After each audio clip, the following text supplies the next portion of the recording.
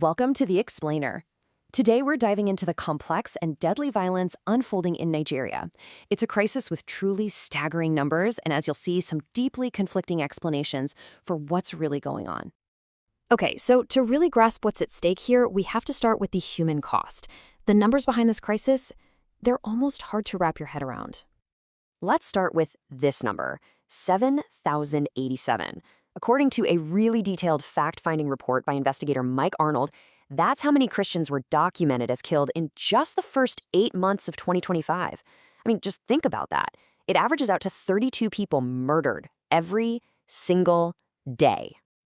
And then there's this staggering range, somewhere between 4 and 10 million people internally displaced. We're talking about a population bigger than many entire European countries, like Ireland or New Zealand, all forced from their homes, but still inside their own country. And get this, according to the advocacy group Open Doors, which keeps a close watch on this stuff, Nigeria has a really grim distinction. It ranks #1 in the entire world for the number of Christians killed simply for their faith. When you see numbers like that, the question just screams out, right? What is actually happening in Nigeria? And depending on who you ask, well, you get answers that are just worlds apart. On one hand, you've got the official story. It often frames all this as herder-farmer clashes, local skirmishes over resources. But then you talk to the people on the ground, the local leaders, the survivors, and they're not buying it, not at all. They call that political camouflage for what they experience as ethnic cleansing and a full-scale genocidal invasion. So to really get to the bottom of this debate, we've got to break down the 3 completely different and often competing explanations that come from our sources. All right, explanation number 1. This is the complex conflict argument. Groups like the International Crisis Group are saying, hold on, it's not just about religion. They argue that, yes, religion is a factor, but it's all tangled up with ethnic tensions and fights over resources. And they point to places like the Northwest, where the majority of victims are actually Muslim, to say that a simple Christian persecution story just misses the bigger picture. But then you have explanation number 2, which paints a very different picture. This is the campaign of persecution view. Here, groups like Open Doors say there's a really clear pattern. They point the finger at extremist groups like Boko Haram and Fulani militants, saying their violence, burning churches, killing pastors, driving Christian farmers off their land, is absolutely targeting Christian communities. Okay, but then there's a third theory, and this one is frankly explosive. It suggests that what we're seeing today isn't a new conflict at all. It's actually the continuation of a 200-year-old conquest. This idea frames the violence as the modern evolution of the 1804 Holy War that created the Sokoto Caliphate. And the evidence they point to? A frankly stunning 99.8% geographic correlation between today's violence and the Caliphate's old territory. In this timeline, this is where it gets really fascinating. It's like connecting the dots across centuries. In 1804, a jihad establishes this massive empire. Then, in 1903, the British come in, but they don't dismantle it. They just rule through its existing power structure. Fast forward to Nigeria's independence in 1960, and a keen northern leader, a descendant of the Caliphate's founder, reportedly says the goal is to resume the conquest.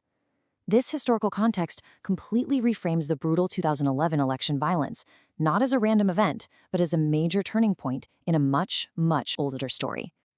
And that historical thread leads us directly to a central figure, someone at the very heart of the most serious allegations in the Arnold report, the current Sultan of Sokoto, who is the spiritual leader for more than 100 million Muslims in the region. Now, this is where investigators really zero in on a critical timeline.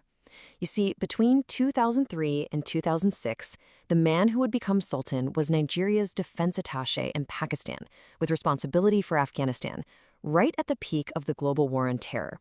And what happens right after he returns and becomes Sultan? Well, jihadist groups in Nigeria suddenly start using sophisticated tactics like IEDs and suicide bombings, things that were hallmarks of the Afghan war, but were basically unheard of in Nigeria before then. And this is where things get incredibly complicated. Because in October 2025, while publicly saying there's no genocide happening, the Sultan himself makes this incredible statement you see on screen, basically claiming that traditional rulers in his domain know about any killing that occurs. So you can see where this is going, right? The fact-finding report essentially takes the Sultan at his word and asks a devastating question. If your rulers knew about those 7,077 documented deaths, does that imply they were aware or even complicit? And if they knew, why was nothing done to stop it? So it all boils down to these really pointed forensic questions that the report puts forward. What exactly did he learn during his time in Pakistan? Why hasn't he used his authority to stop this violence, which he has proven he can do, like back in 2015 against Boko Haram? How much of the billions in illegal mining money from his region is fueling these operations? And really, is that nearly perfect 99.8% correlation between the violence and his territory just a coincidence? Okay, so now let's pull back from the specifics on the ground. Because this isn't just a regional crisis. The stakes are truly global. And you have to understand, this is not just about controlling Nigeria. In their own recruitment videos, groups like ISWAP make it crystal clear. Nigeria is just phase one of a global conquest. This image you see here, it's a symbolic illustration of that ambition, burning away the Nigerian flag to reveal a jihadist one underneath. The report lays out what it calls a nightmare scenario if this is all left to fester. We're talking about a radicalized generation of 1 to 2 million young people, a self-funding terror empire sitting on hundreds of billions of dollars in minerals, and a regional collapse that could send over 10 million refugees fleeing.